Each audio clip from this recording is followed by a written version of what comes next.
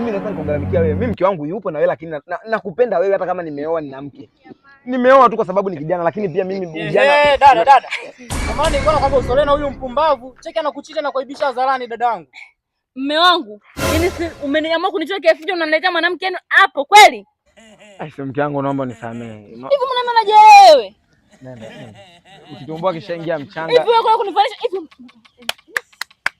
Hivi mume wangu wewe, kuna matatizo gani? Kwa maana ni chiti, si ndivyo? Nani? Unaniuliza tena mimi nani? Ulikuwa umesimama na nani hapa? Wapi? Hata mimi nimekuchiti. Umekucha. Hivi usizime data unajua kidege. Pato, ushaikuta mimi nina mwanamke mwingine nani? Yupi? Ushakunikuta mimi na mwanamke. Kwanza lini mimi nianze tabia kukuchiti? Unamwelewa dada yako shemeji? Usimekukuta na mwanamke hapa. Wapi mimi umenikuta na mwanamke? Yuko wapi sasa? Afu wewe.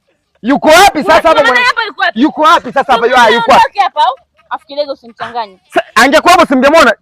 Mbona hivi kama hata kama umpendi mtu pati ya kweli, umpendi mtu ndo uanze kumzushia mambo jamani. Unashindwa kumwambia mtu kisababu kwamba samani, mimi nilikuwa nimesimama peke yangu hapa na wasubiri mje tuondoke zetu nyumbani.